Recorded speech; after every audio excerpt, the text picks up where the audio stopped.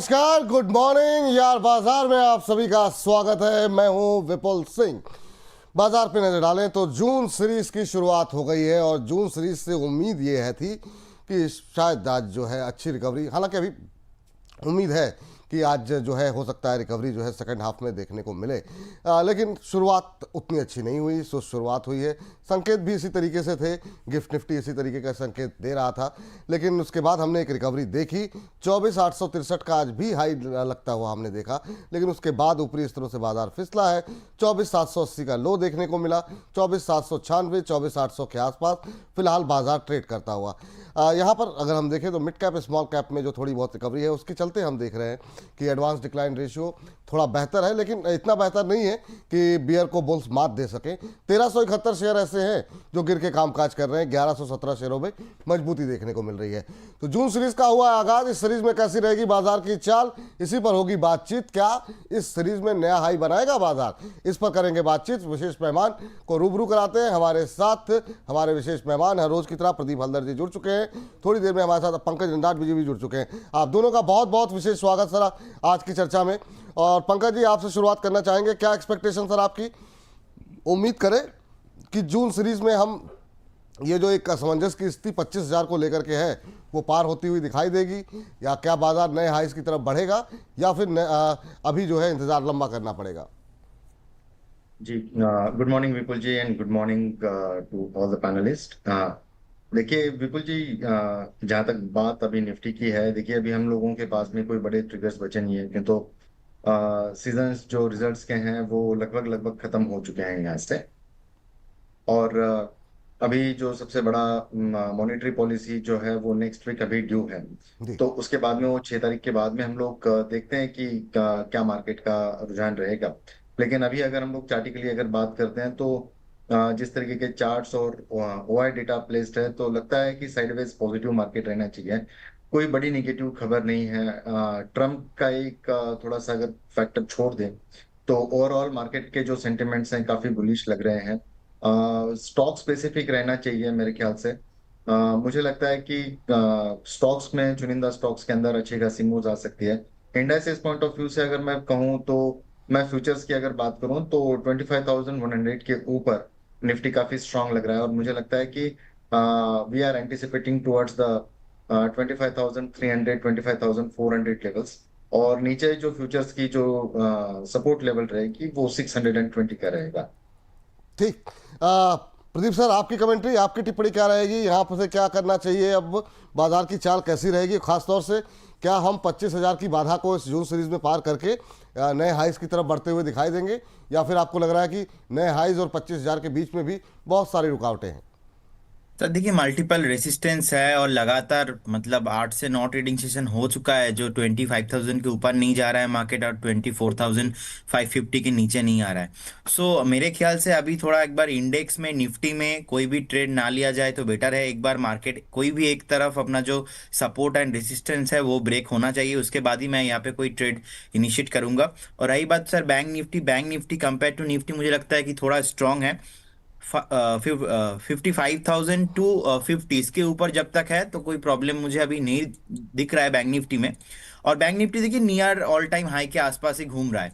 सो मेरे ख्याल से बैंक निफ्टी थोड़ा स्ट्रांग है, लेकिन फिर भी बैंक निफ्टी ओवरऑल लुक मेरा पॉजिटिव है। लेकिन फिलहाल 2-4 दिन मैं थोड़ा देख के मैं यहाँ पे ट्रेड लूंगा।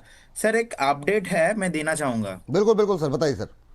सर लूमैक्स में हमने कॉल दिया था हम्म, 650 से। लूमैक्स आज ऑलमोस्ट 750 जो हमारा टारगेट था वो अचीव होने, लूमैक्स ऑटोटेक। जी जी। सो 750 जो टारगेट है वो अचीव होने के बाद अभी 790 के आसपास चल रहा है। लगभग 11% के आसपास जो हमारा टारगेट था 750 अचीव होने के बाद अभी 790 के आसपास चल रहा है। तो मुझे लगता है कि यहाँ पे प्रॉफिट बुक एक बार कर लेना चाहिए।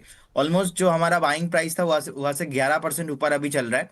सेकंड सर, कल मैं एक कॉल दिया था वेल्सपन क्रॉप करके, उसका टारगेट सर कल ही आ गया था और अभी भी अब देखिए 900 के आसपास चल रहा है। कल मैंने एक कमेंट किया था कि अगर 905 900 के ऊपर थोड़ा सस्टेन करता है उस केस में और भी हायर पॉसिबिलिटीज है।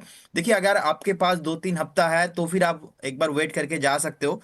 अदरवाइज मुझे भी लगता है कि एक बार वेल्स क्रॉप में आपको प्रॉफिट बुक करना चाहिए। एक मैंने कॉल दिया था सर भारतीय एग्जाकॉम आज से 2-3 दिन पहले ही, जी। और वहाँ पे मेरा जो टारगेट था, सेकंड फर्स्ट टारगेट था 1825, उसका टारगेट आ चुका है। सेकंड टारगेट था 1845, उसका भी टारगेट आ चुका है। अभी 1850 के आसपास चल रहा है। यहाँ पर भी प्रॉफिट बुकिंग करने का सलाह रहेगा। और अगर आप थोड़ा 4 से 5 महीना होल्ड करके जा सकते हो तो फिर मुझे लगता है यहाँ पे बढ़िया अपॉर्चुनिटी मिल सकता है। सर, मैंने एलटी फूड का कॉल दिया था, उसमें 430 का एक टारगेट दिया था। 430 के ऊपर ही अभी चल रहा है। और अभी देखिए 430 टारगेट भी अभी आज आ चुका है। तो मेरे ख्याल से सर यहाँ पे ना, जिनके पास थोड़ा पेशेंस है, अगर आप होल्ड करके जाते हो नेक्स्ट 15 से 20 ट्रेडिंग सेशंस, मुझे लगता है यहाँ पे बहुत जल्दी आपको 475 480 आना पॉसिबिलिटीज है। फिलहाल ऑल टारगेट अचीव हो चुका है। आप एक बार चाहो तो प्रॉफिट बुक भी करके जा सकते हो। चलिए, लुमेक्स ऑटो, भारतीय हेक्सा, एलटी फूड्स में प्रॉफिट बुक करने की सलाह है। एलटी फूड्स और भारतीय हेक्सा में अगर 10 से 15 दिन आप रुक सकते हैं तो फिर जो लोग रुक सकते हैं उन्हीं के लिए सलाह है। वरना आपने पोजीशन अगर प्रदीप जी के कहने में बनाई है तो यहाँ पर टारगेट अचीव हो चुके हैं, प्रॉफिट बुक करने की सलाह। चलिए आगे बढ़ते हैं और जरा फटाफट जो है कुछ एक शेयरों पे नज़र डालते हैं और क्या कुछ रुझान देखने को मिल रहा है यहाँ पर। कुछ एक दर्शकों की भी टिप्पणियाँ जो है आज के कार्यक्रम में जो आ रही हैं लगातार, उसको शामिल करते हैं। जरा जरा प्रदीप जी से पहले, प्रदीप जी से पहले सर पंकज जी जरा गेल के बता दीजिए क्या करना चाहिए। किशोर पुरोहित जी बहुत देर से परेशान हैं, 192 पे लेकर के बैठे हुए हैं, अभी क्या करना चाहिए सर गेल को लेकर के? देखिए, जिस तरीके के ओएमसीज के अंदर के मूव्स है, इतने ज्यादा लुक्रेटिव नहीं लग रहे हैं। काफी टाइम से ये साइडवेज ही चल रहा है। मुझे लगता है कि इसका एक ऊपर का बेस वो करीब करीब 198 के आसपास है, 197.35 के ऊपर ये स्ट्रांग लग रहा है। फिलहाल जो मार्केट है वो 191 के आसपास चल रहा है। मुझे लगता है कि अगर इन्होंने ऑलरेडी ये लेके रखा हुआ है तो इसका एक स्टैंडर्ड स्टॉप लॉस जो है 186 का रखे। मुझे लगता है कि इसके अंदर जो बड़ी मूव आएगी 197.30 के ऊपर आएगी। अगर आप इसको होल्ड करके चल सकते हैं तो डेफिनेटली इसको होल्ड करना चाहिए। या फिर 186 का एक स्टैंडर्ड स्टॉप लॉस मेंटेन करना चाहिए इसमें। चल ठीक। आज हम देख रहे हैं कि बड़ी गिरावट देखने को मिल रही है आईएफसीआई पे। प्रदीप जी जरा आईएफसीआई देखिए, और इस पर लगातार पिछले 2-3 दिन में आपके साथ बातचीत भी हो रही थी जब ये शानदार मूव दिखा रहा था। आज करीब 6% टूटता हुआ दिखाई दे रहा है। अब 67 के आसपास का लेवल देखने को मिल रहा है। एक तरफा रैली देखने को मिली थी बीते 4-5 दिनों के अंदर। अभी क्या करना चाहिए सर? क्या इस गिरावट में एग्जिट ले लें? जिन लोगों ने पीक पे लिया है क्या उन्हें वेट करना चाहिए या एक बार के लिए लॉस बुक करना चाहिए? बहुत लोग सवाल पूछ रहे हैं क्या आज की गिरावट में खरीद सकते हैं, उनके लिए क्या सलाह रहेगी? आईएफसीआई प्रदीप जी, प्रदीप जी आवाज मिल रही है आपको? चलिए लगता है प्रदीप जी से आवाज शायद हमारे तक नहीं पहुंच रही है। इस बीच पंकज जी आप देखिए जरा आईएफसीआई को जरा। ये देखिए, आईएफसीआई का अगर हम लोग डेली चार्ट देखते हैं सर, तो पिछले लगभग लगभग 2 हफ्तों से ये स्टॉक काफी स्ट्रांग एंटिसिपेट किया हुआ है। 41 से लेके हम लोगों ने इसका कल का है 74 तक का विटनेस किया हुआ है।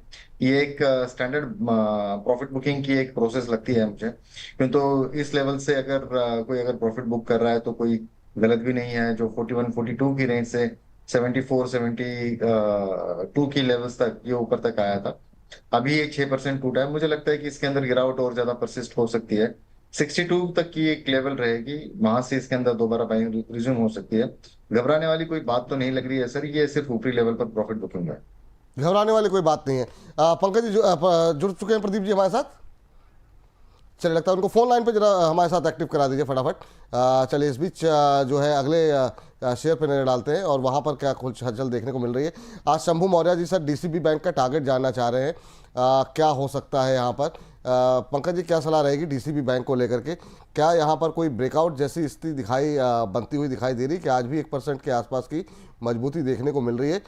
बीते 4-5 दिनों में थोड़ा मोमेंटम बनता हुआ दिखाई दिया है, क्या सलाह रहेगी आपकी? जी डेफिनेटली विपुल जी, देखिए ये 137.20 टू बी वेरी प्रिसाइज अगर हम बात करते हैं तो 22/5 के दिन इसका एक लो बना हुआ था। आज के दिन का हाई है 148 का। ये मोमेंटम अभी जारी रखा हुआ है। यन स्ट्रक्चर का ब्रेकआउट है एक। इसके पहले जब ये यन स्ट्रक्चर का ब्रेकआउट दिया उसके पहले एक जो है वो फ्लैग पैटर्न का एक ब्रेकआउट यहाँ पे देखने मिला हुआ था। तो मुझे लगता है कि डीसीबी बैंक में अभी तेजी और भी बढ़ सकती है। 155 तक के टारगेट्स इसके अंदर शॉर्ट टर्म में देखने मिल सकते हैं। स्टॉप लॉस इसके अंदर 143 का रख के चलना चाहिए।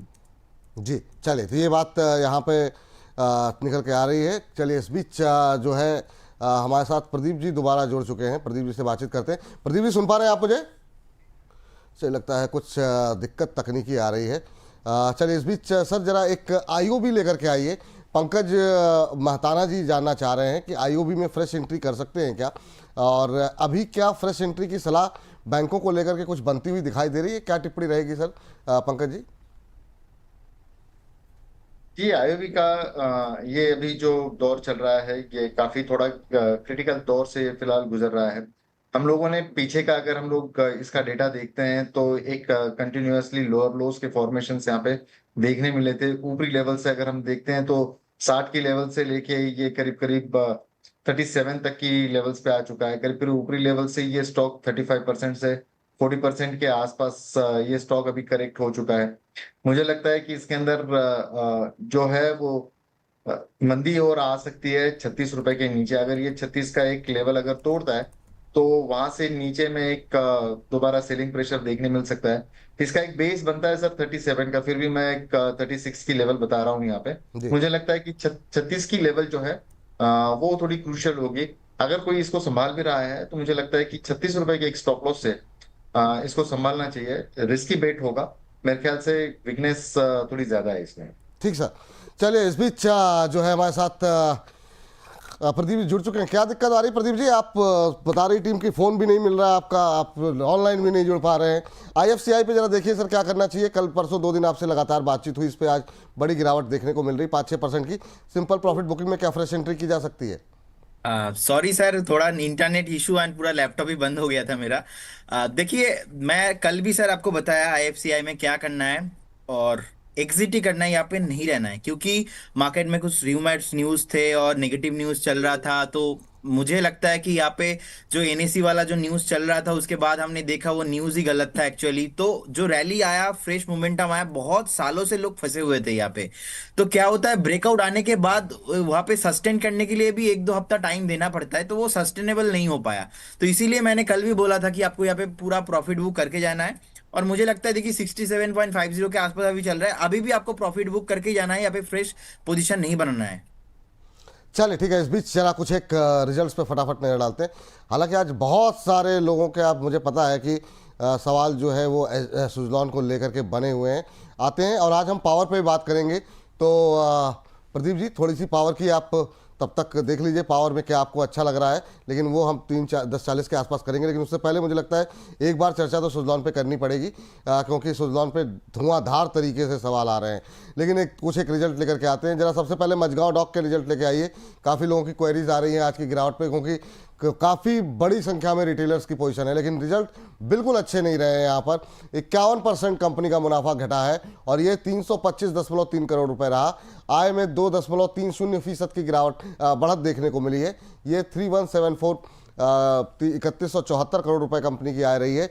इबिट्टा में हम देख रहे हैं कि अच्छे खासा दबाव, करीब 90 करोड़ रुपए हो गया है 524 करोड़ से घटकर, और मार्जिन्स में भी काफ़ी ज़्यादा दबाव, काफ़ी ज़्यादा प्रेशर यहाँ पर आता हुआ दिखाई दे रहा है। तो प्रदीप जी बताइए, और पंकज जी आप भी एक बार जो है चार्ट खोल के रख लीजिए, आप दोनों की राय जानना चाहेंगे मझगांव को लेकर के।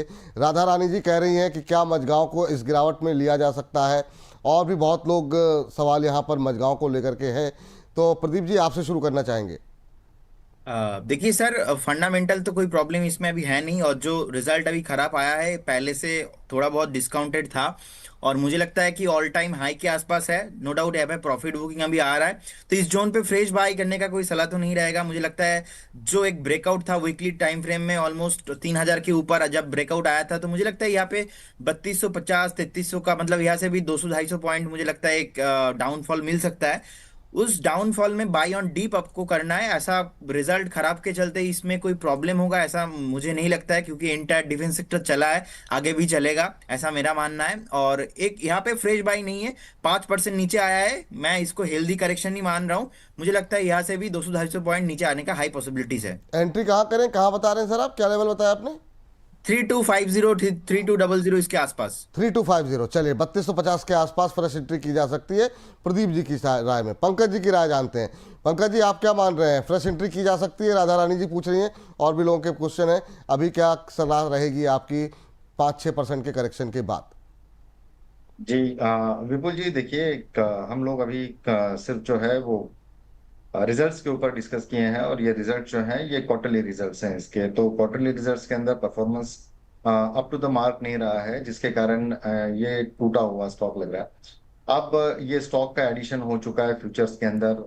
बीडीएल जैसे काउंटर्स और मजगाडॉक जैसे काउंटर्स, इनका एडिशन फ्यूचर्स में होने के बाद में इस तरीके की गिरावट एक अपॉर्चुनिटी लगती है। बट डेफिनेटली मैं कहीं ना कहीं प्रदीप जी की बात को सहमत करता हूँ। मुझे लगता है कि इतना डीप कट तो नहीं देखने मिलना चाहिए 3250 तक का, लेकिन डेफिनेटली मुझे लगता है कि 3450 की एक आइडियल बाइंग का रेंज रहेगा यहाँ पे, जिसके अंदर बाय करने की सलाह रहेगी। बिकॉज ये जो स्टॉक है ये मोमेंटम और रिदम वाला स्टॉक है। अगर ये एक बार गिरना शुरू होता है तो उसी की दिशा में थोड़ा ज्यादा जाता है, और ये मुझे लगता है कि मार्केट का ये जो रिएक्शन है ये नेचुरल रिएक्शन नहीं है, थोड़ा सा ओवर रिएक्शन है। 5-5.5% तो दिया। मुझे लगता है कि साइकोलॉजिकल और भी थोड़ा सा ये टूट सकता है, 101 रुपए तक की यहाँ पे मंदी आ सकती है। आइडियल रेंज 3420 3450, इसके अंदर बाइंग की रेंज रहेगी। और मुझे लगता है कि ये दोबारा 4000 रुपए तक जाने का दमखम रखता है, तो मेरे चलिए ख्याल से जी, 3420 में बाई करने की सलाह रहेगी। ठीक सर। तो ये सलाह यहाँ पर निकल करके आ रही है। तो जिन लोगों को एंट्री लेनी है, दोनों हमारे एक्सपर्ट की राय यहाँ पर आ गई है। लेवल्स को ध्यान में रखते हुए आप एंट्री ले सकते हैं। फंडामेंटली किसी को यहाँ पर बहुत ज़्यादा शिकायत यहाँ पर कंपनी से नहीं दिखाई दे रही है। चलिए अब जो है इंतज़ार ख़त्म करते हैं। हालांकि अभी 10:40 पे हम फिर से बातचीत करेंगे सुजलॉन को लेकर के, लेकिन जो प्रेशर लगातार बन रहा है ना सुजलॉन को लेकर के, और मझगांव पे राजू शील जी, राधा रानी जी और भी जो दर्शक हैं, मुझे लगता है उम्मीद सबकी पूरी हो गई होगी, सबको डिटेल एनालिसिस मिल गया। सुजलॉन पे आप दोनों की राय जानना चाहेंगे। प्रदीप जी, आपसे शुरुआत करें क्या, बताइए जरा, क्योंकि यहाँ पर क्या शानदार नतीजे रहे हैं। मुनाफा 365% बढ़ा है। हालांकि इसमें एक मुश्त आय भी शामिल है एक्सेप्शनल आइटम की, लेकिन उसके बावजूद काफ़ी शानदार नतीजे रहे हैं। 1181 करोड़ रुपए जो है कंपनी का मुनाफा रहा है। 73% से ज़्यादा कंपनी की आय बढ़ी है, 3773 करोड़ रुपए। एबिटा की अगर बात करें तो इसमें भी जो है 99% यानी करीब करीब दोगुना होता हुआ दिखाई दिया है। मार्जिन्स में इंप्रूवमेंट है 2% से ज़्यादा की यहाँ पर। तो काफ़ी शानदार नतीजे सुजलॉन एनर्जी के। और उससे बेहतर आपको बता दें कि यहाँ पर जो है कंपनी ने जो फ्यूचर की गाइडलाइन दी है वो काफ़ी ज़्यादा पॉजिटिव आती हुई दिखाई दी है। ये एक और बड़ा पॉजिटिव ट्रिगर है सुजलॉन के लिए कि हायर बेस पे, हालांकि अब ये गाइडलाइन जो कंपनी की तरफ से जारी की गई है आने वाले समय के लिए, नेक्स्ट क्वार्टर्स के लिए, वो पूरी नहीं होगी तो दिक्कत होगी, क्योंकि अब बेस जो है वो बड़ा हो रहा है यहाँ पर। सुजलॉन एनर्जी के लिए यहाँ तक की यात्रा तो आसान थी, अब यहाँ से रिजल्ट्स में जो कंपनी की तरफ से बताया जा रहा है उसको वाकई में रियलिस्टिक तरीके से उतारना वो कंपनी के लिए बड़ा चैलेंज होगा। तो देखते हैं यहाँ पर क्या कुछ रहेगा, लेकिन दोनों एक्सपर्ट की राय दिलाते हैं और इसको हम बाद में भी जब बातचीत करेंगे, अभी पावर शेयरों की, तो भी बातचीत करेंगे। सुजलॉन पे सर कुछ रुख बदला, 72 का लेवल आपने बोला था, 72 क्रॉस हो गया सर, अब क्या करने, क्या आप खरीद सकते हैं? नो डाउट विपुल जी, रिजल्ट बहुत ही अच्छा आया है, मैंने भी रिजल्ट देखा है। और जब 60 के ऊपर ब्रेकआउट आया था, मैंने दो टारगेट दिया था, एक है 64 65, सेकेंड 69 70 का एक टारगेट। देखिए अभी 70 के ऊपर सस्टेन करना बहुत ही इंपॉर्टेंट है। अगर 80 और 85 का जो नेक्स्ट यहाँ पे टारगेट बनता हुआ दिख रहा है टेक्निकल चार्ट में, तो मुझे लगता है 70 के ऊपर सस्टेन करना बहुत ही इंपॉर्टेंट है। रिजल्ट अच्छा है, रिजल्ट के चलते अभी ऊपर आया है। फंडामेंटल लास्ट 2 साल में ना बैलेंस शीट बहुत बहुत ही चेंज हुआ है, तो नो डाउट अच्छा है। लेकिन मेरा जो स्ट्रक्चर है ना इसके साथ अलाइन नहीं करता है, क्योंकि देखिए प्रोमोटर होल्डिंग यहाँ पे कुछ नहीं है। मतलब आप देखेंगे बैलेंस शीट में, आप पीएनएल देखेंगे तो इनका जो प्रोमोटर्स है ना, प्रोमोटर के पास ऑलमोस्ट 13-14% ही स्टेक है, पब्लिक के पास है 54%। तो जो भी स्टॉक में ऐसा पब्लिक होल्डिंग बहुत ही ज्यादा रहता है उस स्टॉक को थोड़ा मैं इग्नोर करता हूं। तो इसीलिए मैं यहाँ पे एंट्री अभी फ्रेश नहीं लूंगा। लेकिन मुझे लगता है टेक्निकल चार्ट और फंडामेंटल ठीक ठाक है। बहुत जल्दी आपको अगर 70 के नीचे नहीं जाता है तो 76 और 78 टारगेट यहाँ पे आना चाहिए। 76 78 के टारगेट यहाँ पर जाना चाहिए। आज जो है बहुत सारी ब्रोकरेज हाउसेस की रिपोर्ट यहाँ पर आज सुबह से हम देख रहे हैं और यहाँ पर इन ब्रोकरेज हाउसेस की रिपोर्ट्स में सुजलॉन के ऊपर जो है 77 के टारगेट जो है वो निकल के आ रहे हैं। तो वही टारगेट निकल के आ रहे हैं जिसका जिक्र भी यहाँ पर प्रदीप जी कर रहे हैं यहाँ पर। लेकिन प्रदीप जी कह रहे हैं ना खरीदिए, लेकिन पंकज जी आप क्या मान रहे हैं? इतने शानदार रिजल्ट्स और जो गाइडलाइन दी गई है कंपनी की तरफ से, क्या फ्रेश बाइंग की उम्मीदें आपको दिखाई दे रही हैं? बहुत लोग अभी खरीदना चाह रहे हैं, यहाँ पर बहुत सारी रिपोर्ट्स भी आ रही हैं। क्या इस रैली में कहाँ तक जाता हुआ दिखाई दे रहा है आपको? विपुल जी, टू बी वेरी ऑनेस्ट, जब जब अपनी बात हुई है सुजलॉन के ऊपर, मैं ये स्टॉक को इतना ज्यादा ट्रैक नहीं करता हूँ, लेकिन ये डेली टाइम फ्रेम के ऊपर ये जो स्टॉक है गैप अप ओपनिंग के बाद में फिसलता हुआ नजर आया है। मुझे लगता है कि इसके अंदर बेस्ट बाय तभी बन सकता है जब ये 76 के ऊपर क्रॉस होगा, और वो आने वाले फ्यूचर में थोड़ा सा दिक्कत में लग रहा है, क्यों तो यहाँ से आगे और 5-6% तक की रैली इसके अंदर अगर देखने मिलती है कोई भी डेली टाइम फ्रेम के ऊपर 76 के ऊपर, अगर ये स्टॉक बंद होता है तभी इसके अंदर बाइंग रिज्यूम हो सकती है। ओवरऑल ये स्टॉक पे मैं इतना ज्यादा अपना ओपिनियन रखता नहीं हूँ, बिकॉज मेरे हिसाब से ये काफी पेनी स्टॉक है, और जिस तरीके से ये 5 रुपए से लेके यहाँ तक का जो सफर है ये बहुत सरप्राइजिंग है इसके लिए। तो मेरे ख्याल से इसके अंदर किसी को अगर फ्रेश बाइंग अगर करनी है तो कम क्वांटिटी के अंदर लेके रखें। रूमर्स पे जाने की सलाह नहीं रहेगी यहाँ पे, और 76 के ऊपर एक टेक्निकली अच्छा खासा ब्रेकआउट लगता है। ठीक। आप दोनों से एक सवाल इस पर और रहेगा, क्योंकि आज का मतलब स्टॉक ऑफ द डे कह सकते हैं और इसको हम 3-4 दिन से कवर भी कर रहे हैं, इसलिए हमारी कवरेज थोड़ी बेहतर होनी भी चाहिए बाकी जगहों के मुकाबले। सर ऐसा क्या है, प्रदीप जी और पंकज जी आप दोनों से जानना चाहेंगे कि जैसे कि ठीक है, फंडामेंटल अगर कोई इशू हो तो समझ में आता है, लेकिन यहाँ पर एक्सपर्ट की तरफ से उतना कॉन्फिडेंस नहीं दिखाई दिया, लेकिन शेयर ने लगातार आउट परफॉर्मेंस अपने जो शेयर प्राइस है उससे तो दिखाई, लेकिन नतीजे भी लगातार बेहतर दर बेहतर होते गए। तो अगर किसी कंपनी का पास्ट रिकॉर्ड खराब रहा है और वहाँ पे उसके बाद से अगर कंपनी क्वार्टर दर क्वार्टर, क्योंकि एक क्वार्टर के रिजल्ट ये नहीं है, इससे पहले भी लगातार क्वार्टर दर क्वार्टर कंपनी के रिजल्ट्स में इंप्रूवमेंट लगातार देखने को मिली है, तो फिर भरोसा क्यों नहीं बन रहा है सुजलॉन पर? और जितने भी बड़े एक्सपर्ट होते हैं वो अवॉइड की सलाह क्यों दे रहे हैं? क्या इसके पास्ट रिकॉर्ड की वजह से, या फिर इसके जो करंट परफॉर्मेंस पिछले साल भर से रही है उस पर अभी भी भरोसा नहीं हो पा रहा है? प्रदीप जी और पंकज दोनों की राय जानना चाहेंगे। पहले प्रदीप जी आपकी। सर देखिए, मेरा ना एक खुद का पैटर्न है, खुद का साइकोलॉजी है। अगर स्टॉक का पास्ट परफॉर्मेंस सही हो, फंडामेंटल सही हो, तो ही उसके साथ मैं जाना पसंद करता हूं। जहां पे प्रोमोटर होल्डिंग ठीक ठाक हो और जहां पे कंपनी का फंडामेंटल एकदम लास्ट 10 साल 5 साल में कुछ प्रॉब्लम ना हुई हो, तो ऐसे कंपनी के साथ मैं जाना जाना हमेशा से पसंद करता हूं। तो सुजलन के साथ क्या हुआ था, एक टाइम पे आपको भी पता है 500-600 के आसपास ट्रेड हुआ करता था। अभी देखिए वहां पे हमने देखा कि 12-13-15 टका का भी आ गया था। तो अभी एंटायर जो एनर्जी और जो पावर काउंटर है ना, इस सुजुलन जो सेगमेंट पे ट्रेड करता है, लास्ट 4 से 5 साल से चला है। तो मुझे लगता है सुजुलन भी यही कारण से चला है।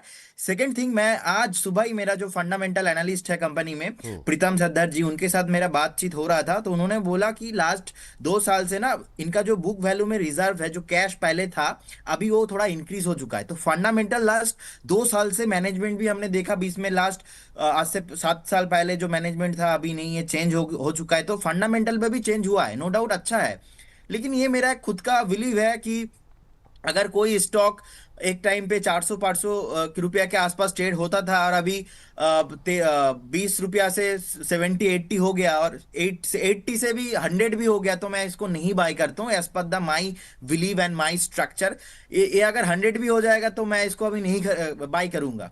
मैं यही सेगमेंट पे अदर्स काउंटर पे चला जाऊंगा, लेकिन मैं सुजलन को बाय नहीं करूंगा। फिलहाल रिजल्ट अच्छा आया है, पब्लिक होल्डिंग बहुत ज्यादा है, और मेन रीजन क्या है ना, आई बिलीव मैं अगर कोई कंपनी का ओनर हूं तो मेरे पास एटलीस्ट कंपनी का स्टेक होना चाहिए, कंट्रोलिंग पावर होना चाहिए। मैं कंपनी का ओनर हूं और मेरे पास और हमारे प्रोमोटर्स के पास कोई स्टेक नहीं है, पब्लिक के पास, जनता के पास ज्यादा स्टेक है, तो वहां पे कहीं ना कहीं जो मेरा साइकोलॉजी है उसके साथ मैच नहीं होता है सर। ठीक है सर। पंकज जी, सेम सवाल आपसे रहेगा कि तमाम अच्छी परफॉर्मेंस और रिजल्ट में बिल्कुल 360 डिग्री का चेंज और लगातार क्वार्टर दर क्वार्टर इंप्रूवमेंट के बाद वो कॉन्फिडेंस क्यों नहीं मिल पा रहा है एनालिस्ट की तरफ से? पंकज जी ने अपने तर्क, प्रदीप जी ने अपने तर्क दिए। पंकज जी आपके क्या तर्क हैं इस पर?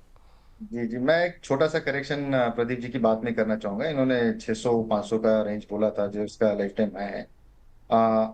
जनवरी 2008 में 4 जनवरी 459.80 का इसका एक लाइफ टाइम हाई रहा हुआ है। और उसके बाद में 2008 के बाद में एक बहुत जबरदस्त इसके अंदर एक डिक्लाइन देखने मिली है। एक ड्रामेटिक क्रैश इसके अंदर देखने मिला है। जो इंटरनल मिस्टेक्स थे रहे इनके, एक्सटर्नल शॉक्स रहे होंगे, कोलैप्स हुआ था ग्लोबल मार्केट के अंदर, एग्रेसिव एक्सपेंशन और डेट का इतना ज्यादा लोड था कि ये कंपनी का, मैं 2004 2005 से मैं मार्केट में हूँ सर। और मैंने इसकी सारी जो तेजी मंदी है मैंने बहुत नजदीक से विटनेस करी हुई है। मैं पहले भी इसके कभी फेवर में था नहीं, मैं आज भी इसके फेवर में हूँ नहीं। डेफिनेटली पब्लिक के पास में होल्डिंग ज्यादा है, तो बार्गेनिंग पावर जो है वो काफी हद तक कम हो जाती है यहाँ पे। मुझे लगता है कि अगर कोई ट्रेडिंग बेट ले रहा है इसके अंदर टेक्निकल पॉइंट ऑफ व्यू से तो वो एक अलग चीज है। लेकिन फंडामेंटली अगर मुझसे कहा जाए तो मैं इतना ज्यादा कन्विंस नहीं रहता हूँ। काफी सारे पावर सेक्टर्स के अंदर स्टॉक्स हैं जो हम लोग अच्छे खासे प्राइसेस के ऊपर हम लोगों को मिल सकते हैं, even for the trading purpose और even for the long term purpose से भी। तो इन 800 हाई, जैसे सुजलॉन जैसे स्टॉक्स को 800। जो है मैं अवॉइड करने का सलाह दूंगा सर। चलिए ठीक है, यहाँ पर जो है आगे भी हमारी चर्चा जारी रहेगी, लेकिन जो है यहाँ पर शेयर ने काफ़ी अच्छा प्रदर्शन जो है वो बीते कुछ दिनों के अंदर लगातार काफ़ी अच्छा किया है। रिजल्ट काफ़ी शानदार रहे हैं, इससे कम से कम यहाँ पर कोई इनकार नहीं कर सकता। चलिए आगे बढ़ते हैं, और सुजलॉन से आगे बढ़ने से पहले पंकज जी का समय हो गया। अच्छा पंकज जी, आपसे जानना चाहेंगे कोई आपकी तरफ से रिकमेंडेशंस आज के शो पे? जी, मैं थोड़ा सा पोजिशनल पॉइंट ऑफ व्यू से एसबीएफसी फाइनेंस को मैं देख रहा हूँ सर। 112 113 की रेंज में चल रहा है। इसको बाय करने की सलाह रहेगी 110 से 111 की रेंज में, 1-2 रुपए तक का। और थोड़ा सा डाउन साइड हम लोग देख लेते हैं इसके अंदर। स्टॉप लॉस जो है 104, टारगेट जो है शॉर्ट टर्म में 125 130 तक के देखने मिल सकते हैं। जिस तरीके का एक चार्ट स्ट्रक्चर है काफी कन्विंसिंग लग रहा है पिछले काफी दिनों से। अच्छे खासे मूड और माहौल के अंदर ये अच्छा परफॉर्म भी कर रहा है, तो मेरे ख्याल से इसमें ये पोजीशन बना कर रखनी चाहिए। हम्म। और डिस्क्लेमर ये है कि ये स्टॉक मैंने अपने क्लाइंट लोगों से आज ही शेयर किया हुआ है। आज ही शेयर किया थैंक यू। हुआ है, ये डिस्क्लेमर है। अभी 112 सवा 12 के आसपास चल रहा है, और यहाँ से 12-13 रुपये ऊपर 125 का पहला टारगेट, 130 का दूसरा टारगेट। दो टारगेट्स के लिए आप एसबीएफसी फाइनेंस पे नज़र बना करके चलिए। 104 का एक स्टॉप लॉस आपको सजेस्ट किया जा रहा है, वो ध्यान रखें। आज जो है अच्छे मोमेंटम में दिखाई दे रहा है, अभी भी 1.25% ऊपर 113.80 का आज का हाई है, तो यहाँ पे आप नज़र बना के चलिए। पंकज जी बहुत बहुत शुक्रिया, बहुत बहुत धन्यवाद आपका आज की इस चर्चा में जुड़ने के लिए और तमाम प्रश्नों के उत्तर देने के लिए। चलिए प्रदीप जी हमारे साथ अभी लगातार बने हुए हैं, और अब कुछ एक रिजल्ट्स पर भी हमारी निगाहें रहेंगी, क्योंकि सुजलॉन के बाद और भी अच्छे अच्छे रिजल्ट यहाँ पर देखने को मिल रहे हैं। उन पे ज़रा फटाफट जो है नज़र डालते हैं। और यहाँ पर अब अगले रिजल्ट जो यहाँ पर निकल करके आया है, सर एनबीसीसी के रिजल्ट देखिए, क्या शानदार रिजल्ट रहे हैं। और ये एक और शेयर जिसने काफ़ी अच्छा परफॉर्मेंस दिखाई है बीते दिनों के अंदर। ऑर्डर्स लगातार बीते 2-3 महीनों में हम लगातार कवरेज में हमारी ये रहा है शेयर, एक और पीएसयू शेयर। 29.40% कंपनी का मुनाफा बढ़ा है, 176 करोड़ रुपए। आय में 16% से ज़्यादा की बढ़त देखने को मिली है, 4,642 करोड़ रुपए। एबिटा जो है वो 19-19% के आसपास की बढ़त यहाँ पर देखने को मिली है, और 243 करोड़ से बढ़कर 290 करोड़ रुपए। मार्जिन में ऑलमोस्ट फ्लैट रहे हैं, हल्की इंप्रूवमेंट ही रही है यहाँ पर। तो ये स्थिति यहाँ पर एनबीसीसी को निकल के लेकर के आई है। ऊपर से हल्का हुआ है, प्रॉफिट बुकिंग यहाँ पर हावी होती हुई और इंट्राडे लो पे ट्रेड करता हुआ। सर क्या करें, प्रॉफिट बुक काफ़ी तेज़ी से हो रहा है, बीते एक महीने में 20-21% चला है। आप क्या सलाह देंगे, अगर फ्रेश एंट्री करनी हो रिजल्ट्स के बाद कोई गुंजाइश है, या अभी अवॉइड की सलाह रहेगी? सर फ्रेश एंट्री यहाँ पे नहीं करना है, एक डीप के लिए वेट करना है। मुझे लगता है कि 107 108 पे आप कर सकते हो। और फंडामेंटल सर अच्छा कंपनी है, टेक्निकली भी बहुत बढ़िया कंपनी है, तो ऐसा कोई प्रॉब्लम इसमें है नहीं। तो आप थोड़ा, अगर आपका शॉर्ट टू मीडियम टर्म का व्यू है, एटलीस्ट 6-8 महीना 10 महीने का व्यू है, तो फिर आप लेके जा सकते हो। उस केस में मुझे लगता है आपको एक स्टॉप लॉस मेंटेन करना है। स्टॉप लॉस रहेगा आपका 95। अगर आप 105 107 के आसपास बाई करके चलते हो तो 95 रहेगा स्टॉप लॉस, और मुझे लगता है 135 और उस केस में 175 के आसपास आपको टारगेट यहाँ पे आना चाहिए। ऑल टाइम टाइम्स हाई होने के ऑल टाइम हाई भी दिखेंगे, उसके बाद आपको 175 आ जाएंगे टारगेट। और फंडामेंटली सर मार्केट कैप और प्रॉफिटेबिलिटी बहुत ही अच्छा लगता है मुझे। प्रोमोटर होल्डिंग भी यहाँ पे 61% के आसपास है, तो मेरा बहुत ही फेवरेट काउंटर है सर। चलिए, फेवरेट काउंटर है तो यहाँ पर आप नज़र बना करके चलिए। एक और रिजल्ट पे लेकर के आते हैं। लेमन ट्री जो है लगातार चर्चाओं में रहा, और ख़ासतौर से अब जो है यहाँ पर नतीजों में देखें तो काफ़ी अच्छा रुझान देखने को मिल रहा है। 26% के आसपास कंपनी का मुनाफा बढ़ा है, 84.6 करोड़ रुपए। आय में 15.5% की बढ़त, 378.5 करोड़ रुपए। एबिटा 19% के आसपास बढ़ता हुआ दिखाई दिया है, 204 करोड़ रुपए रहा है। मार्जिन्स में इंप्रूवमेंट रही है, करीब 2% के आसपास की, पौने 2% के आसपास कह रहे हैं कि कह सकते हैं यहाँ पर। तो ये 53.92% रहे हैं, तो ये स्थिति मार्जिन्स की लेकर के यहाँ पर है।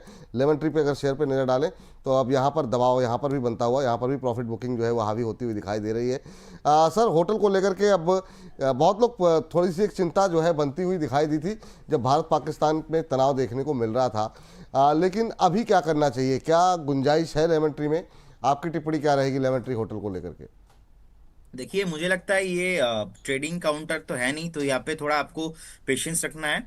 इस जोन पे थोड़ा कंसोलिडेशन हो रहा है लगातार। लास्ट आप देखेंगे 3 से 4 हफ्ता यही 138 142 यही आसपास घूम रहा है स्टॉक। रिसेंटली एक हाई भी लगाया था 145 146 के आसपास, लेकिन 148 के आसपास एक रेसिस्टेंस है। 148 इसके ऊपर सस्टेन करेगा तो फिर से आपको एक बार 155 159 आते हुए दिखेंगे। फिलहाल यहाँ पे आपको फ्रेश बाई नहीं करना है, एक बार डीप के लिए वेट करना है। यहाँ पे ज्यादा नीचे आपको नहीं मिलेंगे, 135 136 कभी मिलता है तो आप एक बार बाय करके जा सकते हो। और अगर होटल में ही रहना है तो मुझे लगता है कि सर इंडियन होटल बेटर रहेगा। इंडियन होटल का फंडामेंटल और टेक्निकल बहुत ही बढ़िया है, तो मैं इंडियन होटल के साथ ज्यादा पसंद करूंगा जाना। चलिए, ठीक है। इस बीच जो है हैप्पी व्यास जी कह रहे हैं कि I am big fan of Pradeep sir. बहुत अच्छी बात है। दर्शन सिंह कह रहे हैं सर एलटी फूड्स का टारगेट पूरा हो चुका है, थैंक्स। तो ये तमाम टिप्पणियां सर आपके लिए यहाँ पर निकल के आ रही हैं। एक हमारे दर्शक थे, उनका टिप्पणी छूट गई। कॉन्कोर पे जानना चाह रहे थे, जरा फटाफट देख लीजिए सर। ये कॉन्कोर कह रहे हैं आपके कहने पर लिया हुआ था, और उनके थोड़ा कोशिश करते हैं अगर मिल जाता तब तक आप कॉन्कोर पे जरा एक बार जरा नज़र डाल लीजिए कि क्या जो है अभी करना चाहिए। तब तक मैं उनका एग्जैक्ट प्रश्न जो है आप तक पहुँचाता हूँ। जी सर। कौन सा call sir? Conquer sir, conquer, container corporation of India. Okay sir, देखिए चार्ट तो ठीक ठाक ही लग रहा है मुझे। 775 के आसपास अभी चल रहा है। मुझे लगता है यहाँ पे एक जो फ्रेश ब्रेकआउट हुआ था 730 के ऊपर, तो 730 के ऊपर आने के बाद अभी 775 के आसपास चल रहा है। यहाँ पे थोड़ा पेशेंस चाहिए, आपको पेशेंस रखना पड़ेगा। ये अभी चलेगा नहीं, स्टॉक थोड़ा कंसोलिडेशन कर रहा है। मुझे लगता है 3 से 4 हफ्ता लग सकता है, लेकिन आपको यहाँ पे 810 815 का टारगेट यहाँ पे दिखने को मिलेगा। आपको एक बार स्टॉप लॉस मेंटेन करना है। स्टॉप लॉस रहेगा आपका 730 पे आपको एक स्टॉप लॉस मेंटेन करके रखना है। चलिए, ठीक है सर। ये अब मैं इनका प्रश्न एक बार फिर से पढ़ सकता हूँ। 500 शेयर बाय करे थे मैंने और 730 पे इन्होंने बाय किया हुआ है। कह रहे हैं क्या करूँ, प्रॉफिट बुक कर लूँ क्या, या फिर 850 प्लस के टारगेट के लिए 500 शेयर और खरीद लूँ? तो और आर्यन जी ने 100 रुपये भी हमें भेजे। सर, आप हमारे प्राइम मेंबर है, पैसे मत भेजिए सर, कोई बात नहीं। सर 500 शेयर और लेना चाह, क्या दोनों स्ट्रेटजी है इनके पास? क्या प्रॉफिट बुक कर लें अभी, या फिर 850 के टारगेट के लिए 500 शेयर और खरीद लें? क्या दोनों में से क्या सजेस्ट करेंगे इन्हें आप? देखिए, फिलहाल आपको एक बार टाइम करेक्शन से यहाँ पे चाहिए। यहाँ पे इंस्टेंट ऐसा कुछ नहीं होने वाला। आपको मिनिमम 8 to 10 वीक्स एक बार वेट करना पड़ेगा, पेशेंस रखना पड़ेगा, तब जाके आपको यहाँ पे एक बार 820 830 का टारगेट आ सकता है। अगर 730 नहीं ब्रेक करता है उस केस में, तो अगर आपका स्टॉप लॉस होना चाहिए यहाँ पे, जो भी आपने बाय किया आपका ट्रेलिंग स्टॉप लॉस जो भी आप बोलो, तो यहाँ पे 730 आपका fixed and final stop loss. आपको 7 से 8 वीक वेट करना है। मुझे लगता है एक बार आपको 830 840 820 डेफिनेटली आएंगे। ठीक है सर। चलिए, इस बीच एक सवाल और लेते हैं, वो है बीडीएल पर, क्योंकि बहुत बीडीएल पे मैं सोच भी रहा था बहुत देर से जो है बातचीत करने के लिए आपसे। कह रहे हैं एक तो लोग हैं जो कि लेना चाह रहे हैं, एक हमारे दर्शक और हैं जो कह रहे हैं प्लीज़ रिव्यू बीडीएल, क्या इसमें एग्जिट हो जाएं। इन्होंने 1100 पे लिया हुआ है। सवाल ये है कि रिजल्ट घटा था, मुनाफा घटा था, उसके बाद से गिरावट रही कल, और उसके बाद से क्या रिकवरी फिर से बाउंस बैक कर गया पूरी तरीके से। 5.5% की तेज़ी इंट्राडे में सर देखिए क्या शानदार रिकवरी देखने को मिल रही है, और बिल्कुल पीक पे खड़ा है। क्या यहाँ पर अभी कोई गुंजाइश है फ्रेश एंट्री की? क्या टिप्पणी रहेगी आपकी, और जो हमारे दर्शक सवाल पूछ रहे हैं उनको क्या सलाह देंगे आप? सर मुझे लगता है जिनके पास है आप बने रहिए इस काउंटर में अभी, लेकिन जो इतना तेजी से ऊपर आ गया ना, तो इसीलिए मुझे लगता है कभी भी यहाँ पे प्रॉफिट बुकिंग आ सकता है। तो मेरा सुबह सुबह तो इसमें कॉल भी आया था, लेकिन मैं नहीं दिया क्योंकि नया नया आई थिंक एफएनओ में आज या कल ही लिस्टिंग हुआ है, राइट? सो जी एफएनओ जी, में न्यू लिस्टिंग हुआ है आई थिंक, ऐसा कुछ न्यूज में देख बिल्कुल रहा बिल्कुल था। सही कह रहे हैं सर, एफएनओ में अब जो है एंट्री हो गई है इसकी जी। हाँ, तो यहाँ पे अभी कोई शॉर्ट करके भी जा सकता है, तो इसीलिए मैं यहाँ पे आज बाई कॉल नहीं दिया। फिलहाल बढ़िया चार्ट है, जो आज कल परसों में अपने पोजीशन बनाया था, आपका स्टॉप लॉस होना चाहिए 2045। 2045 कभी भी ब्रेक करता है तो उस केस में मुझे लगता है, सपोर्ट ब्रेक करता है तो उस केस में मुझे लगता है एक बार आपको फिर से 1975 1960 का यहाँ पे प्राइस आ सकता है। फिलहाल देखिए चार्ट तो कोई प्रॉब्लम नहीं है। मैं हमेशा पहले लॉस कहाँ पे आपको कितना कम करना है वो पहले बात बोलता हूँ। देखिए टारगेट जो है अभी, टारगेट तो सर आ रहा है 2130 2145 के आसपास, मुझे लगता है कि बहुत जल्दी आपको देखने को मिलेंगे। लेकिन एफएनओ में लिस्टिंग हुआ है, क्या पता कभी भी मार्केट घूम जाए, तो इसीलिए आपको 2045 का स्ट्रिक्टली स्टॉप लॉस मेंटेन करके जाना है। चलिए ठीक सर, एक और रिजल्ट देखते हैं जरा, अगर पता नहीं अगर ग्राफिक्स बने हो तो लिख दिखा दीजिएगा। ओला इलेक्ट्रिक, ये सर बहुत लोगों की, बहुत रिटेलर्स यहाँ पर फंसे हुए हैं, रिजल्ट्स बिल्कुल अच्छे नहीं आए सर ओला इलेक्ट्रिक के। और कंपनी का जो नुकसान था वो एटलीस्ट दोगुना होता हुआ दिखाई दे रहा है यहाँ पर। मतलब चौथी तिमाही में लॉस काफ़ी तेज़ी से बढ़ता हुआ, 870 करोड़ का लॉस जो है वो कंपनी ने यहाँ पर दिखाया है। 5.25% से ज़्यादा की गिरावट ओला के शेयर में देखने को मिल रही है। और क्या करें सर, क्या इसकी स्टोरी पूरी तरह फिनिश हो गई है? जो लोग ऊपर लेवल पे फंस गए हैं उनको क्या एक बार के लिए अपना लॉस अब बुक कर लेना चाहिए और दूसरी अपॉर्चुनिटीज़ देखनी चाहिए, वहाँ पे लॉस रिकवर करना चाहिए? खराब रिजल्ट्स, उसके बाद से बड़ी पिटाई, अभी क्या करें सर 50 के आसपास ओला में? देखिए विपुल जी, मुझे लगता है यहाँ पे ना नहीं रहना है, क्योंकि आप फंडामेंटल देखेंगे, फंडामेंटल पे बेसिकली बहुत ही खराब पैटर्न बना के रखा है। यहाँ पे देखिए 2270 करोड़ के आसपास नीट लॉस पोस्ट किया है कंपनी में। तो मार्केट कैप तो बहुत था, अभी घटते घटते देखिए 22,000 करोड़ के आसपास ही मार्केट कैप रहा है। और जब आईपीओ आया था, आईपीओ होने के बाद देखिए चला था थोड़ा बहुत, लेकिन बाद में खराब हो गया। तो जिनके पास है एग्जिट करने का, फ्रेश एग्जिट करने का सलाह रहेगा, क्योंकि यहाँ पे कुछ मोमेंटम आएगा नहीं। और एक चीज बहुत ही इंपॉर्टेंट है, यहाँ पे देखिए जो लास्ट टाइम का टॉप था, टॉप भी ऑलमोस्ट 110 के आसपास था, वहां से नीचे आ गया। जो 70 के आसपास टॉप बनाया था वहां से भी नीचे आ गया। तो मेरे ख्याल से यहाँ पे किसी को रहना नहीं है। अगर आपके पास है तो आप लॉस बुक करके यहाँ से निकलने का सलाह रहेगा, क्योंकि जितना आप टाइम रहेंगे, लगातार ईच एंड एवरी वीक नीचे आ रहा है, तो इसलिए एग्जिट हम्म, करने का सलाह रहेगा। निकल जाइए सर, खराब रिजल्ट और भी मतलब फिर और पेन बढ़ेगा, मुश्किल हो जाएगी यहाँ पर आप लोगों के लिए। तो यहाँ पे जो है निकल जाना ही बेहतर रहेगा। ये राय यहाँ पर निकल करके आ रही है। एक रिजल्ट और देख लेते हैं, फिर हम आज की थीम पे जाते हैं। वो है जरा बजाज ऑटो के रिजल्ट देख लेते हैं। बजाज ऑटो में क्या इस समय करना चाहिए? बजाज ऑटो के रिजल्ट पे अगर देखें तो मुनाफा जो है वो 3% बढ़ा है, 2002 करोड़ के आसपास। रेवेन्यू में 4% की बढ़त देखने को मिल रही है, 11,995 करोड़ जो है वो जो है कंपनी की आय रही है। एबिटा हमने देखा 4% बढ़ा है, 2406 करोड़ रुपए। मार्जिन्स में ऑलमोस्ट मार्जिन फ्लैट रहे हैं। नतीजों में ऐसा कुछ है नहीं जो कि उत्साह भर सके, और वही हाल शेयर प्राइस में भी देखने को मिल रहा है। 2.5% नीचे शेयर ट्रेड करता हुआ 8643 का लेवल यहाँ पर बनता हुआ दिखाई दे रहा है। सर एक पिछले महीने रैली तो एक महीने में अच्छी रही है, 7-8% शेयर चला है, लेकिन हालांकि ये रिजल्ट एक्सपेक्टेड थे जिस तरीके से नंबर्स आ रहे थे। आपकी टिप्पणी क्या रहेगी बजाज ऑटो पे अभी?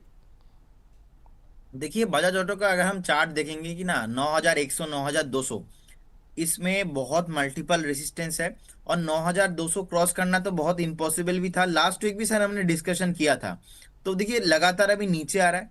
मेरे ख्याल से this is a perfect average करने का टाइम है।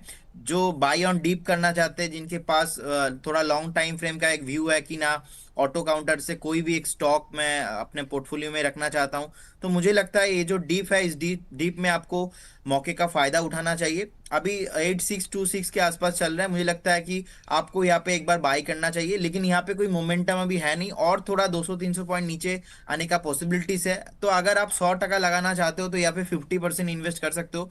बाकी 50% कभी भी यहाँ से और थोड़ा 200 पॉइंट 300 पॉइंट नीचे मिलते हैं, तो उस केस में आप यहाँ पे ऐड करके जा सकते हो। फिलहाल सर रिजल्ट थोड़ा खराब हो सकता है, लेकिन फंडामेंटली कोई ऐसा प्रॉब्लम नहीं है। और थोड़ा बहुत ओवरबॉट था, तो इसीलिए हेल्दी करेक्शन आ रहा है। ठीक है, अच्छी बात है। आना भी चाहिए बीच बीच में करेक्शन।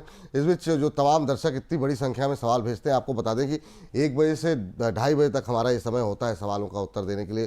तो राहुल दास जी जो पूछ रहे हैं कोचिंग शिपयार्ड GR80 पे, और भी बहुत सारे लोग हैं, गुरप्रीत जी हैं, सुंदरप्रीत जी हैं, तो आप लोग 1 से लेकर 2:30 बजे तक। आज हमारे साथ विशेष मेहमान के तौर पर रचित खंडेलवाल जी मौजूद होंगे, तो वहाँ पर आप अपने प्रश्न पूछ सकते हैं। और जो तरीका है वो आपको बता देते हैं। हमारा जो व्हाट्सएप नंबर आप जो है स्क्रीन पर अभी आएगा, वो एक बार आप लोग नोट कर लीजिए, वहाँ पे आप अपने सवाल भेजिए। तो फिर 1 से 2:30 के बीच में आप लोगों के प्रश्न लेंगे। अभी जिस थीम के साथ हम लोग आगे बढ़ने जा रहे हैं उसी थीम के आसपास, और इस शो का फॉर्मेट थोड़ा अलग है। 1 बजे जो है सवाल जवाब के लिए आपके लिए पूरा मंच खुला हुआ है। 9354027995 ये हमारा व्हाट्सएप नंबर है, जिस पे आप डिटेल में अपने सवाल भेजिए और आपके प्रश्नों के उत्तर 1 बजे से लेकर 2:30 बजे तक विस्तार पूर्वक आराम से देंगे। तो आप लोग इस कार्यक्रम में अवश्य सुने। लेकिन अब लौटते हैं आज की थीम के ऊपर, और जिस तरीके से रिजल्ट निकल करके आए हैं, और एक बार फिर से चर्चा जो है वो हो रही है पावर क्षेत्र को लेकर के, तो उसी पर बातचीत करते हैं। लेकिन एक और कंपनी जिसके पावर कंपनी में जिसका रिजल्ट आया उससे शुरुआत करेंगे, वो है SJVN। नतीजे अच्छे नहीं रहे हैं। जी हाँ, यहाँ पर कंपनी का को जो 61 करोड़ रुपए का मुनाफा था, उसके मुकाबले कंपनी को अब 127 करोड़ रुपए का लॉस होता हुआ दिखाई दिया है। रेवेन्यू अगर हम देखें तो इसमें इजाफा देखने को मिला है। अब ये लॉस थोड़ा सा डिटेल में और जाना पड़ेगा SJVN में। काफ़ी हद तक जो सिंधु जल समझौता रद्द हुआ उसका भी कुछ कंट्रीब्यूशन हो सकता है, और डिटेल में अभी थोड़ा सा रिजल्ट को हम एनालिसिस करेंगे आगे के कार्यक्रमों में। लेकिन अभी जो प्राइम फेसी नंबर आ रहे हैं उसमें कंपनी का लॉस जो है वो बढ़ता हुआ दिखाई दिया है।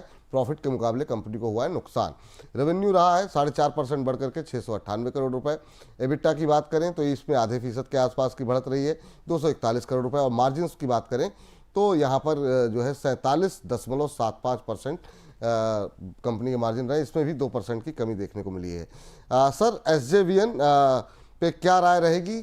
खराब नतीजों के बाद 100 से नीचे फिसला है शेयर, क्या टिप्पणी रहेगी? क्या कोई बाइंग अपॉर्चुनिटी है, खरीदना चाहिए? आपकी टिप्पणी क्या रहेगी अभी? सर SJVN भी सेम ऐसा मेरा फेवरेट काउंटर नहीं है, फिर भी यहाँ पे देखिए अभी 97 के आसपास ट्रेडिंग हो रहा है। मुझे लगता है जो लास्ट टाइम बेस बनाया, बॉटम बनाया, ऑलमोस्ट 82 से 85 के जो रेंज है इसके अंदर। तो मुझे लगता है ये जो करेक्शंस हो रहा है थोड़ा बहुत कंटिन्यू होगा और 92 93 आ सकता है।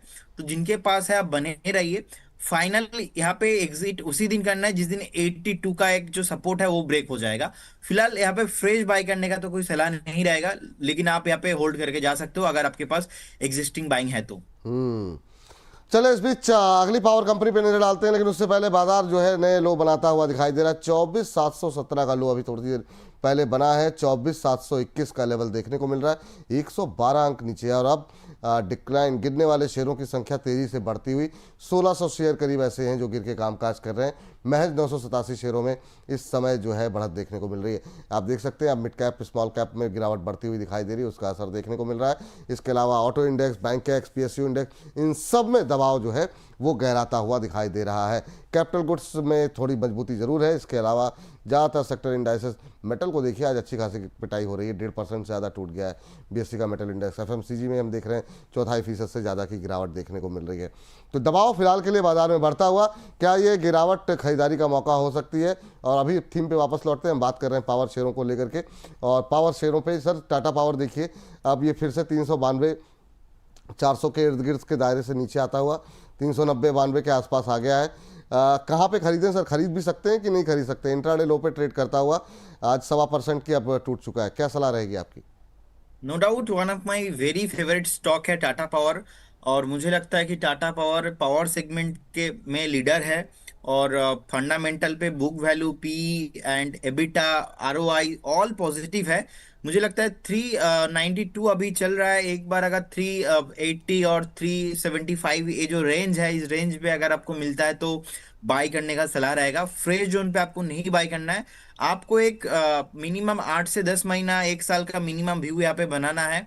और देखिए पावर अगर नेक्स्ट थीम होगा तो definitely Tata power one of the best my peak रहेगा। तो इस केस में मुझे लगता है यहाँ से फ्रेश ना 40 से 50% स्टॉक चल सकता है। जैसे कि सर आपको मैंने डिफेंस में भी बताया था कि BEL और HAL लोअर टाइम फ्रेम से, वैसे ही मुझे लगता है कि पावर अभी चला नहीं है और ये ट्रेड करने वाला काउंटर है नहीं, तो ये निवेश करने का सलाह रहेगा यहाँ पे, minimum of horizon of 1 year.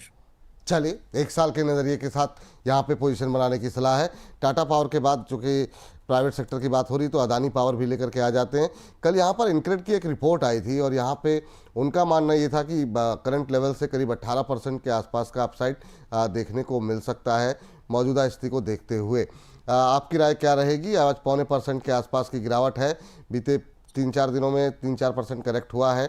क्या यहाँ पर यह करंट लेवल से 17-18% के अपसाइड की उम्मीद दिखाई दे रही है आपको? आपकी क्या रिपोर्ट कह रही है? आपका एनालिसिस क्या कह रहा है? सर लास्ट क्वार्टर में 14,000 करोड़ के आसपास सेल हुआ है और बहुत ही प्रॉफिटेबल कंपनी है, लगभग 12,750 करोड़ के आसपास। एंटायर पावर सेगमेंट पे आप देखेंगे कि ऑलमोस्ट जो प्रॉफिटेबिलिटी है लास्ट ईयर का, लास्ट क्वार्टर का, ऑलमोस्ट यहाँ पे रहता है 12,000 करोड़, 14,000 करोड़, 13,000 करोड़। तो कभी कभी हम सेल्स भी देखते हैं फंडामेंटल पे, तो कभी कभी हम नीट पैड भी देखते हैं। सेल्स देखना इसलिए इंपॉर्टेंट होता है कि कंपनी का टर्नओवर, रेवेन्यू कैसे चल रहा है। और मुझे लगता है कि टाटा, अभी अदानी पावर जो है, बेसिकली अदानी पावर बहुत लोअर टाइम फ्रेम से अभी चल रहा है 2020 के बाद। और मुझे लगता है 500 के ऊपर इसके साथ कोई प्रॉब्लम है नहीं। 490 का आपका स्टॉप लॉस रखना चाहिए। यहाँ पे बहुत जल्दी आपको ऑल टाइम हाई आते हुए दिखेंगे। और मैं थोड़ा बायर्स हूँ अदानी स्टॉक में और अदानी पावर में भी। यहाँ पे डिस्क्लेमर भी देना चाहूंगा, हमारे मॉडल पोर्टफोलियो में है, लेकिन मेरा पर्सनल यहाँ पे कोई कंफ्लिक्ट ऑफ इंटरेस्ट कुछ भी नहीं है। लेकिन मुझे बहुत ही अच्छा लगता है जो एंटरप्रेन्योर सेल्फ मेड होता है और इतना प्रॉब्लम्स आता है उनके जिंदगी में, हर बार वो प्रॉब्लम को मतलब पीछे छोड़ के आगे निकल जाता है। तो मुझे लगता है कि अदानी पावर और एंटायर अदानी ग्रुप में ये स्टॉक कमिंग फ्यूचर में मल्टीबैगर होने वाला है। मल्टीबैगर होने वाला है अदानी पावर में नज़र बना करके चलिए। तो टाटा पावर हो गया, अदानी पावर हो गया, SJVN हो गया। अब जरा एक नज़र इरेडा पे भी डाल लेते हैं। यहाँ पे भी क्या लंबा पेशेंस चेक करना होगा? ये बिल्कुल ऐसा लग रहा था 179 के आसपास इसका एक जो है बाधा बनी हुई है। क्या यहाँ पे ब्रेकआउट की संभावना बनेगी 179 के क्रॉस करने के बाद? आज तो चूँकि पूरा बाजार ही टूट रहा है, पावर खासतौर से, तो ये दबाव में है। यहाँ पे क्या स्थिति देखने को मिल रही है? थोड़ा पेशेंस चेक करता हुआ दिखाई दे रहा है एरिडा। देखिए लास्ट 3 महीने से मंथली हायर हाई क्लोजिंग दे रहा है। आप देखेंगे पहला मंथ पे क्लोजिंग था 148 के आसपास, सेकेंड मंथ भी पॉजिटिव क्लोजिंग था ऑलमोस्ट 146 के आसपास, थर्ड मंथ क्लोजिंग था 156 के आसपास। अभी मुझे लगता है ये जो मंथ है इसमें क्लोज होगा 170 के आसपास। तो लगातार 3 से 4 महीने से ऊपर ही आ रहा है। टेंशन करने वाला कोई बात यहाँ पे है नहीं। प्रॉफिटेबल कंपनी है, थीम नहीं चला है तो इसलिए थोड़ा नीचे है। मार्केट में करेक्शन आया था तो इसीलिए ऑल टाइम हाई से नियर अबाउट 289 इसका ऑल टाइम हाई था, अप्रोक्स 289 टू 90 का जोन। तो वहां से नीचे आया है। आपको 200 के ऊपर मिलेंगे, लेकिन इसके लिए आपको पेशेंस रखना पड़ेगा। पेशेंस रखना पड़ेगा। सर एक दर्शक का भी है 210 के आसपास लिया हुआ है, अजीत जी ने, अजीत गेमिंग है, तो अभी वेट ही करना की सलाह रहेगी। 210 पे लिया है, 1000 शेयर पड़े हुए हैं इनके पास इरेडा के। हाँ जी सर, वेट करना है यहाँ पे, फ्रेश बाई नहीं करना है फिलहाल। मुझे लगता है एक बार वेट करके जाना है। यहाँ पे उनका जो बाइंग प्राइस है वो भी मिलेंगे और बाइंग प्राइस के ऊपर भी वो अपना प्रॉफिट बुक कर सकता है। उनको थोड़ा पेशेंस रखना है। ठीक। और अपने दर्शकों को बता दें, अभी हम बात पावर की कर रहे हैं, तो अगर आपके पावर के इर्द गिर्द कोई सवाल होगा तो हम बिल्कुल जो है आपके सवाल आपके नाम के साथ डिस्कस कर लेंगे। तो वही भेजिए तो ज़्यादा बेहतर रहेगा अगर सवाल हैं आपके पास। तो वैसे तो हम डिस्कस कर ही रहे हैं पावर को लेकर के। चलिए सर, तो इसके बाद जो है जरा इरेडा के बाद जरा पावर ग्रिड भी देख लीजिए सर। पावर ग्रिड पे अभी क्या व्यू आपका निकल करके आ रहा है? यहाँ पर कोई गुंजाइश है क्या? यहाँ पर रिजल्ट्स जो है थोड़े बेहतर रहे थे, अभी जो है आधे % के आसपास की आज गिरावट देखने को मिल रही। पूरे महीने में करीब 5% करेक्ट हुआ है पावर ग्रिड। फंडामेंटली बहुत लोगों को अच्छा लग रहा है, पर शेयर चलने को तैयार नहीं है। सर ये शेयर एक्चुअली चलता नहीं है इतना स्पीड से। फंडामेंटल बढ़िया है, लेकिन अभी जो पैटर्न बना है मुझे लगता है एक बार फिर से 283 280 के आसपास आने का हाई पॉसिबिलिटीज है। तो जिनके पास है यहाँ पे बने रहिए, फ्रेश एंट्री नहीं करना है। और एक बार 280 आता है तो उस केस में आप चाहो तो बाई ऑन डिप भी कर सकते हो, लेकिन वो भी इन्वेस्टमेंट आपका व्यू होगा, ट्रेडिंग कोई पर्पस नहीं। और शॉर्ट टर्म यहाँ पे इन्वेस्टमेंट नहीं करने का सलाह रहेगा। ठीक। चलिए, इस बीच जो है मोहम्मद आमिर साहब NHPC पे जानना चाह रहे हैं। और मोहम्मद आमिर साहब क्या, बहुत लोग NHPC पे जानना चाह रहे हैं कि सर ये और कितना पेशेंस चेक करेगा, मतलब और कितने समय तक रखना होगा? काफ़ी लंबा समय हो गया, हालांकि बीच में एक रिकवरी आई जब लोअर लेवल से काफ़ी रिकवर, लेकिन ये 80 से 90 की रेंज को नहीं तोड़ रहा है सर। जाता है 88 89 के पास, फिर वापस आता है, फिर जा रहा है। कितने समय और होल्ड करें, और जो लोग खरीदना चाह रहे हैं खरीदें भी या फिर उससे दूर रहें? बहुत स्लो मूवर रहा। देखिए एनएचपीसी नो डाउट फंडामेंटल तो बहुत बढ़िया कंपनी थी, 86 के आसपास चल रहा है। हमने जब पहला दिन बात किया था 90, तो सर मैंने आपको उस टाइम पे बताया था 93 94 के आसपास रेसिस्टेंट है, क्रॉस नहीं होगा। मैं बाय करने में कंफर्टेबल हूँ, 82 80 के आसपास आएगा। सेकंड दिन सर हमने, मुझे आज भी याद है, सेकंड दिन हमने बात किया, उस टाइम पे ट्रेड हो रहा था 88, आज ट्रेड हो रहा है 86। तो मेरा स्टेटमेंट सेम ही है, मैं बाई करूंगा बाय ऑन डिप 82 83 के आसपास, क्योंकि वैल्यूएशंस मुझे लगा कि शॉर्ट टाइम में थोड़ा ओवरबॉट हो चुका था। और 92 के आसपास ना रेसिस्टेंस है, तो अगर मैं 82 83 में बाई करता हूं, उस केस में फिर से मुझे 88 90 92 मिलेंगे। और अगर कभी भी 92 के ऊपर एक बार सस्टेन करता है, हम देखेंगे उसके ऊपर ब्रेकआउट एंड उसके ऊपर हायर हाई और आते हुए दिखेंगे। ठीक है, तो ये राय जो है एनएचपीसी को लेकर के निकल के आ रही है। एक पीएसयू और डिस्कस करते हैं, आरईसी सर जरा देखिएगा, आरईसी पे अभी क्या करना चाहिए। सवाल भी है हमारे पास, एक हमारे दर्शक हैं, उन्होंने 480 के आसपास लिया हुआ है। अभी आरईसी और पीएफसी ये दोनों ही थोड़े सुस्त होते हुए दिखाई दे रहे हैं। अब जैसे जो हमारे दर्शक हैं उन्होंने 480 पे लिया हुआ है, काफ़ी लोगों की पोजीशन है हायर लेवल पे, और ये दोनों ही शेयर एक ही तरीके से आगे बढ़ते हुए दिखाई दे रहे हैं। आरईसी पे भी क्या करना चाहिए सर? देखिए आरईसी पीएफसी दोनों साथ साथ भाई भाई एकदम साथ साथ चलता है, 404 के आसपास चल रहा है। मुझे लगता है यहाँ पे स्ट्रक्चर थोड़ा नेगेटिव कम है, यहाँ पे स्ट्रक्चर थोड़ा कंसोलिडेशन लाइक, मतलब अभी 408 और 400 के अंदर मतलब घुमाएगा बहुत। तो अभी मुझे लगता है 2 1 हफ्ता वेट करना चाहिए यहाँ पे। एक डाउनफॉल मैं एक्सपेक्ट कर रहा हूँ 395 394 के आसपास। तो मुझे लगता है यहाँ से थोड़ा अगर 394 95 आता है, तो घबराने का कोई बात यहाँ पे है नहीं। मुझे लगता है जो एकदम बॉटम बनाया वो 360 370 के आसपास, उसके बाद घूम चुका था। तो एक फेस है, टाइम करेक्शंस है, यहाँ पे बने रहिए, फ्रेश बाई यहाँ पे नहीं रहेगा। ठीक सर, तो ये बात हो गई आरईसी पीएफसी को लेकर के। एनटीपीसी एक और रह गया, कह रहे हैं हमारे एक दर्शक विशाल शर्मा जी, सर एनटीपीसी पे एवरेज करें तो कहाँ करें? अगर एवरेज करने लायक है क्या ये शेयर, और अगर एवरेज करनी हो तो कहाँ पे करनी? बहुत स्लो मूवर रहा है। एनटीपीसी के साथ थोड़ा एनटीपीसी ग्रीन भी देख लीजिए, क्या ये उससे बेटर विकल्प हो सकता है क्या, इन दोनों में अगर चुनना हो तो? देखिए एनटीपीसी ग्रीन मुझे अच्छा लगता है। एनटीपीसी ग्रीन अभी मोमेंटम नहीं हुआ है, अभी मुझे लगता है कि एनटीपीसी ग्रीन मोमेंटम आना बाकी है। आप देखेंगे कि 111 के आसपास ट्रेड हो रहा है लगातार। सर आपको भी मतलब तो अभी याद ही होगा कि हमने बार बार डिस्कशन किया 118 और 120।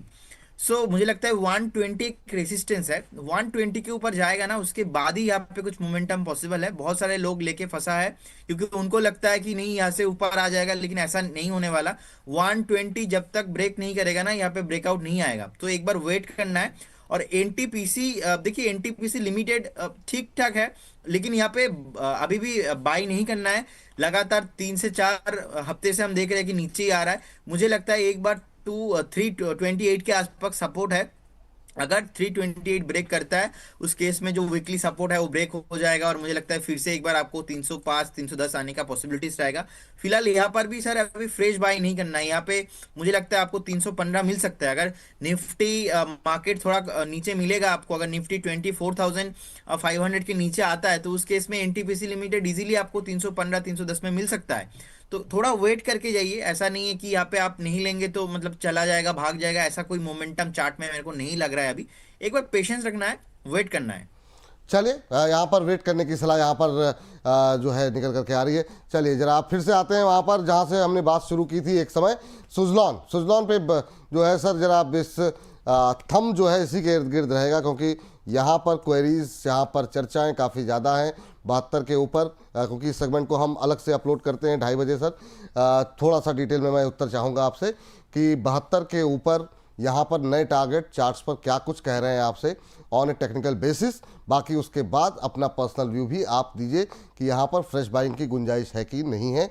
अभी 10.25% ऊपर। रिजल्ट भी एक बार दिखा दीजिए, जो लोग ये सेगमेंट देखें एटलीस्ट उनके पास जो है रिजल्ट की भी जानकारी रहे, ताकि पूरी जानकारी। जी हाँ बिल्कुल, 365% जो है कंपनी का मुनाफा बढ़ा है, जिसमें आपको बता दें कि एक मुश्त आय भी शामिल है।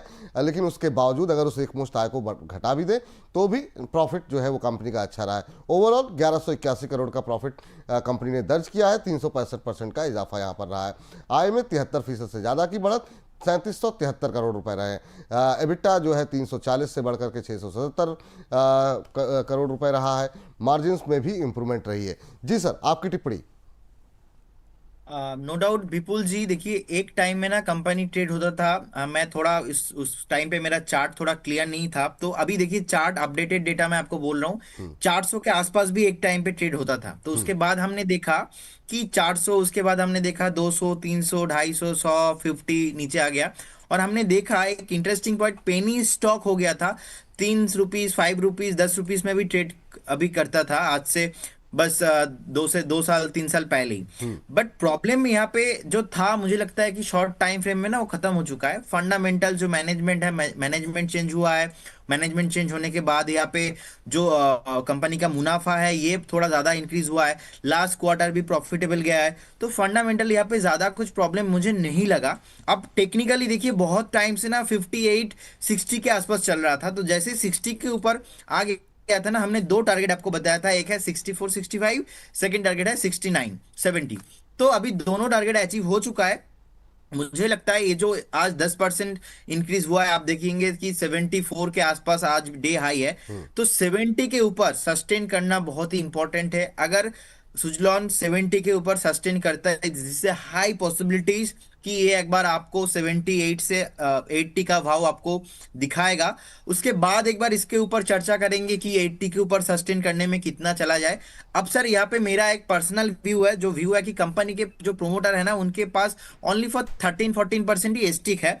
तो मैं ऐसा कंपनी ढूंढता हूँ, ऐसा कंपनी मैं चूज करता हूँ, जो भी कंपनी में मैं निवेश करता हूँ वहां पे प्रोमोटर स्टेक थोड़ा हाई होना चाहिए, या एटलीस्ट 50-50 या तो 60-40, एटलीस्ट कुछ तो ऐसा होना चाहिए। लेकिन यहाँ पे पब्लिक होल्डिंग बहुत ज्यादा है, और पब्लिक होल्डिंग जहाँ पे जो स्टॉक पे ज्यादा रहता है, क्रेज बहुत ज्यादा ज्यादा रहता है, नॉइज ज्यादा रहता है, जो कंपनी मीडिया में न्यूज में ज्यादा बात होता है, मैं उस कंपनी को थोड़ा इग्नोर करता हूं। इसीलिए मैं यहाँ पे बाई करने का सलाह इस जोन पे नहीं दूंगा फिलहाल। अभी 70 से 80 100 भी हो जाएगा ना, तो मैं बाई नहीं करूंगा। ये मेरा फिलोसॉफी, मेरा फंडामेंटल और मेरा जो टेक्निकल इसके स्ट्रक्चर के साथ मैच नहीं होता है। But I wish you best of luck all of जिन्होंने बाय किया है। मुझे लगता है कि 78-80 तक आने वाला है, अगर 70 नहीं ब्रेक होता है तो। ठीक, अगर 70 नीचे की तरफ ब्रेक नहीं होता है तो 78-80 तक के टारगेट देखने को मिल सकते हैं ऑन ए टेक्निकल बेसिस। बस व्यक्तिगत रूप से प्रदीप जी की सलाह यहाँ पर खरीदारी की नहीं है, उनके पैरामीटर्स पे ये कंपनी सही नहीं बैठ रही है। लेकिन हाँ, चार्ट से कह रहे हैं कि ये 78-80 तक जा सकता है, उस आधार पे आप लोग अपनी रणनीति बना सकते हैं। आर पावर सर, चूंकि अब समय जो है थोड़ा सा तेज़ी से भाग रहा है, तो फटाफट जो है एक दो कंपनियां जिस पर कि काफ़ी सवाल हमारे पास रहते हैं। आर पावर सर एक और ऐसा शेयर जिसने कि जहां पर भी कंपनी के प्रमोटर्स के ऊपर, कंपनी के बैकग्राउंड जो रहा है उस पर भरोसा नहीं है, लेकिन जिस तरीके की रैली शेयर ने दिखाई है, कुछ एक जो खबरें रही हैं उसमें हमने देखा कि 33-35-34% की रैली यहाँ पर आती हुई दिखाई दे रही है एक महीने के अंदर। अब यहाँ से क्या करें, जिनके पास ले लिया है, चार्ट्स क्या कह रहे हैं, और ओवरऑल आपका व्यू आर पावर। देखिए कुछ दोस्त ऐसे होते हैं कि उनके साथ आपको बस दोस्ती वो 1 साल 6 महीना और 2 साल ही रखना है आपका काम के लिए। और कुछ दोस्त ऐसा होता है जो जो प्रॉफिट में आप प्रॉफिट नहीं देखते हो, और उन दोस्तों के साथ आपको जिंदगी भर रहना है, लॉन्ग टर्म रहना है, चाहे वो आपको काम पे आए ना आए। तो मुझे लगता है आर पावर भी एक ऐसा दोस्त है जो आपको नेक्स्ट 3 महीना 6 महीना ऐसे आपको रखना है। तो अभी 53 के आसपास चल रहा है, मुझे लगता है as per the technical breakout यहाँ पे 58 और 60 का टारगेट आना चाहिए। जिनके पास है बने रहने का सलाह होगा, विथ स्टॉप लॉस ऑफ 47 कभी भी ब्रेक करता है तो आपको यहाँ से निकलना चाहिए। फिलहाल सुजुलॉन में क्या था, 13-14% प्रोमोटर होल्डिंग था, यहाँ पे सर 25% है, थोड़ा बेटर है। सो मुझे लगता है एक बार आपको वेट करके जाना है। 58-59 एक रेसिस्टेंस है, वहां तक जाना चाहिए। और यहाँ पे दोस्ती आपको नेक्स्ट 6 से 8 महीने का व्यू के लिए रखना है। यहाँ पे नेक्स्ट डिकेड और मल्टी वगैरह होगा, ऐसा कुछ थॉट आपको नहीं रखना है। दो छोटे छोटे शेयर सर, अगर आप अवॉइड करना हो या क्या करना हो, क्योंकि सवाल आते रहते हैं, तो क्योंकि पावर पे कवरेज हो रही है, जरा रतन इंडिया पावर और जेपी पावर, इस पे सिर्फ खाली लेवल बता दीजिए फटाफट कि क्या करना चाहिए, क्योंकि बाद में लोग कहते हैं आपने पावर पे बात की थी, छोटे शेयरों पे बात नहीं हुई। तो ये सिर्फ उन दर्शकों के लिए जो कि इन पर लगातार हमारे पास सवाल भेजते हैं और हम लोग सामान्य तौर पर डिस्कस नहीं करते हैं, लेकिन आज पावर की बात हो रही, तो आपकी टिप्पणी। देखिए अब जिनके पास होगा वो तो फंसा ही हुआ है बहुत हायर टाइम फ्रेम से, आई एम श्योर।